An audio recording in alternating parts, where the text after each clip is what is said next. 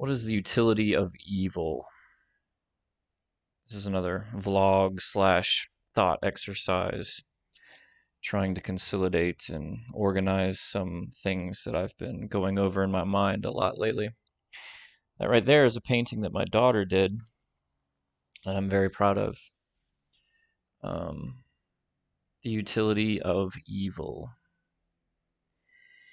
Even the Bible allowed the devil to live, which I'm not advocating the real life application of ideas found in the Bible, but I think it's necessary that we go down this rabbit hole for just a second.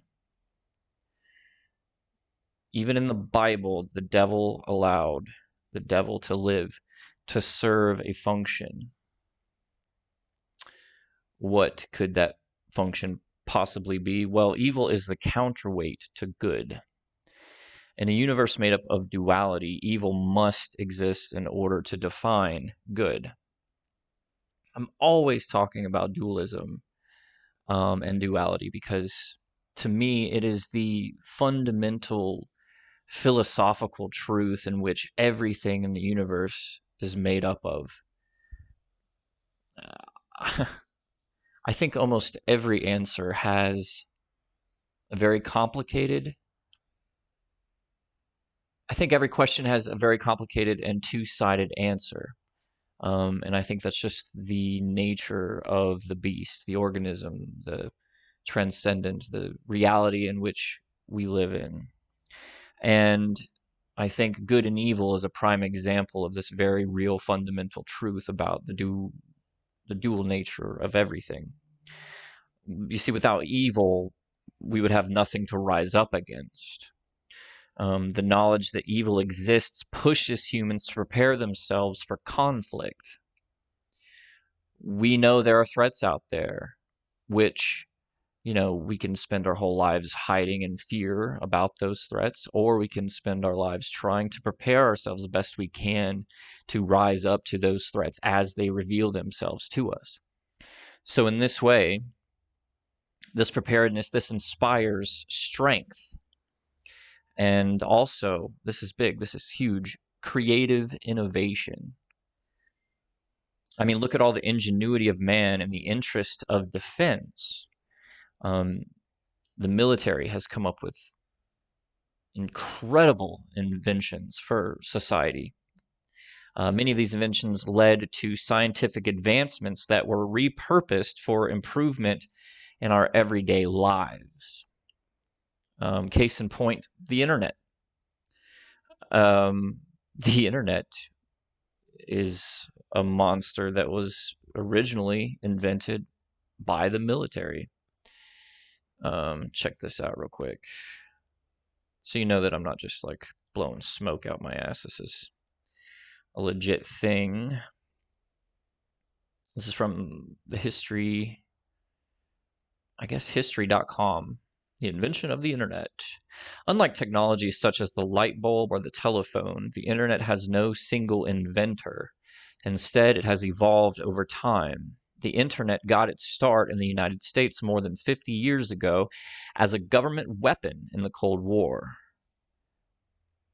For years, scientists and researchers used it to communicate and share data with one another. Today, we use the internet for almost everything, and for many people, it would be impossible to imagine life without it.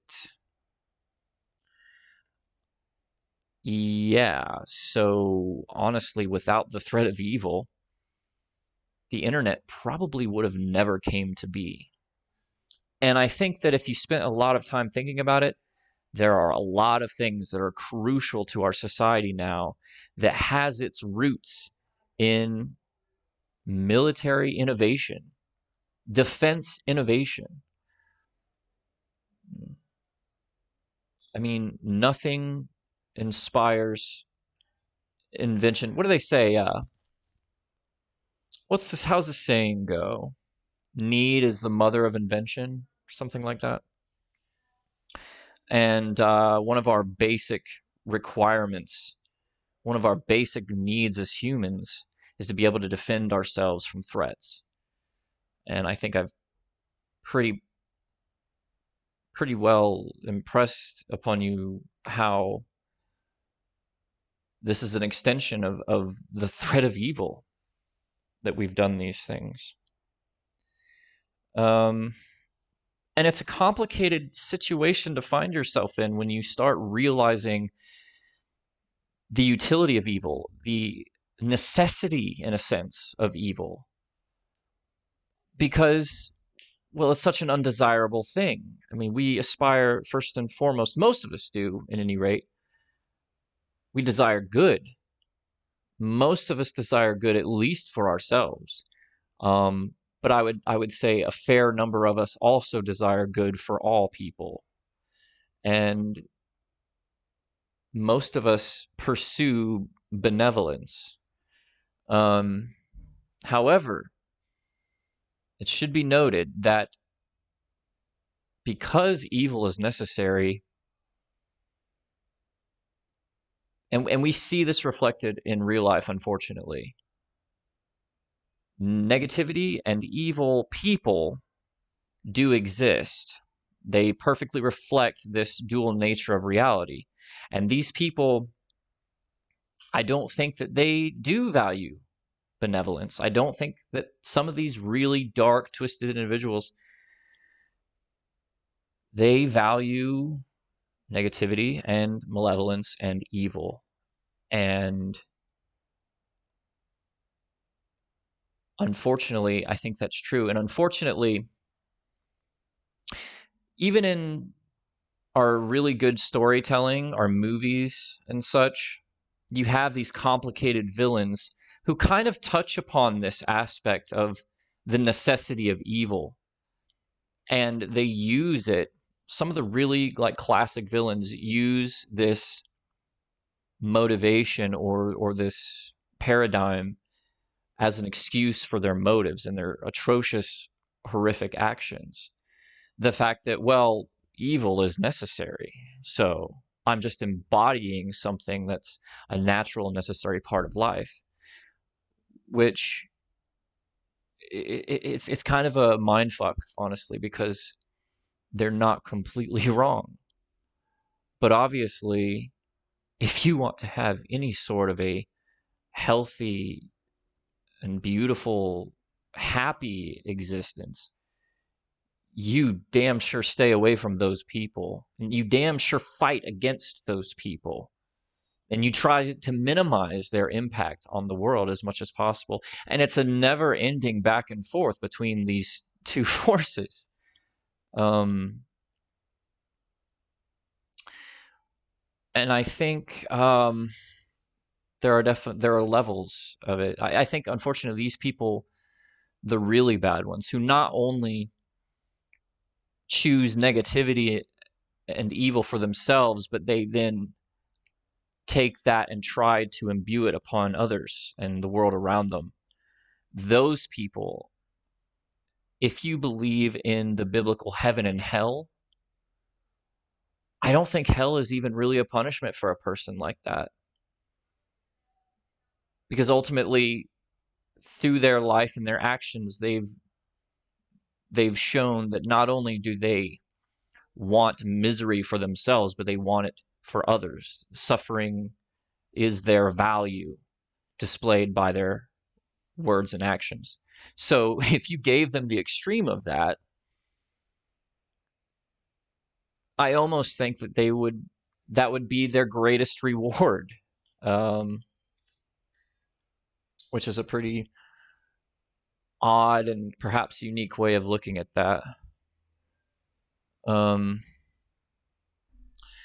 But I think there are levels to it, and I think it's important that we all figure out where we fall on this paradigm, in this battle of good versus evil that goes on in the world. Darkness and the light, the good, the bad, the happy, the sad, the negative, the positive.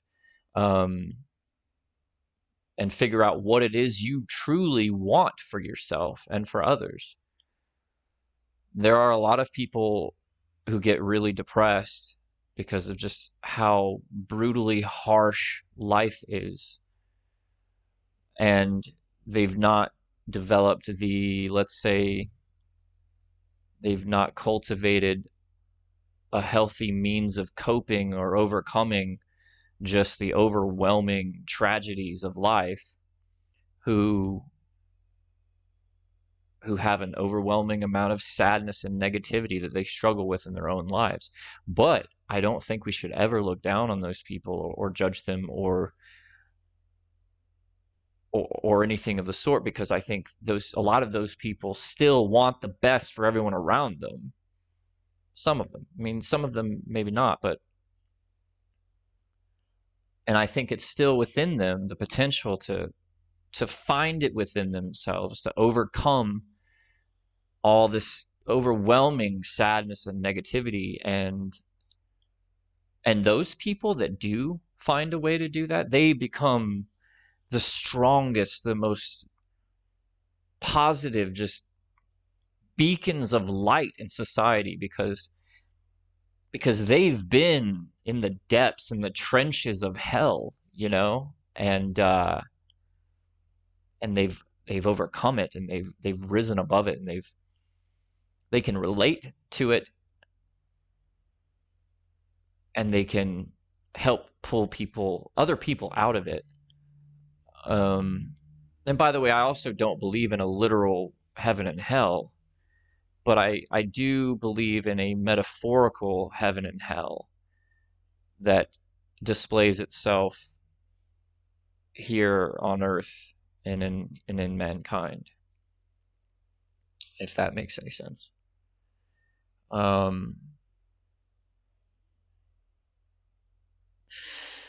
So I think I touched on all the points, honestly, that I wanted to touch on, and hopefully you guys got some mind chew out of it, and I'll be back on here next time I have an interesting train of thought that I feel is worth sharing. Fatal Slave, I'm out.